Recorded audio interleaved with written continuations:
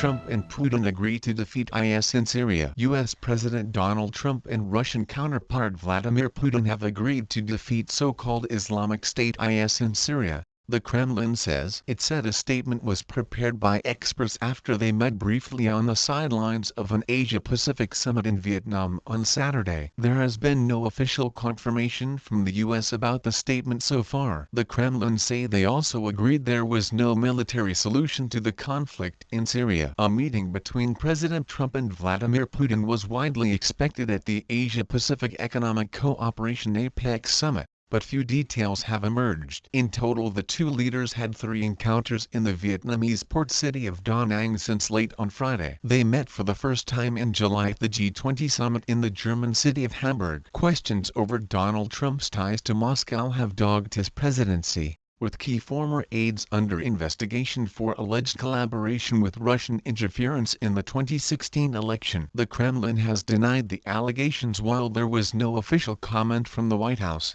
A statement released by the Kremlin on Saturday said the leaders had agreed that the conflict in Syria has no military solution. They also confirmed their determination to defeat ISIS, another term for IS, and called on all parties to take part in the Geneva peace process. According to Russia's Interfax news agency, they also promised to maintain existing Russian-U.S. military channels of communication to prevent serious incidents involving the forces of partners combating IS. Russia has been the Syrian government's main ally in the 6-year-long civil war. The U.S. meanwhile has been backing Syrian Arab and Kurdish rebels on the ground, and since 2014 it has led a coalition carrying out airstrikes against IS in Syria. The jihadist group has been pushed out of its main strongholds in the country in recent months by a combination of offensives involving the Syrian army and the US-backed Kurdish and Arab coalition. Trump and President Putin posed side by side for a photo in custom-made blue shirts for the summit on Friday. They also shook hands as leaders sat down for talks on Saturday morning and later exchanged a few words before a family photo of attendees. Russian Foreign Minister Sergei Lavrov also met his U.S. counterpart Rex Tillerson earlier the same day,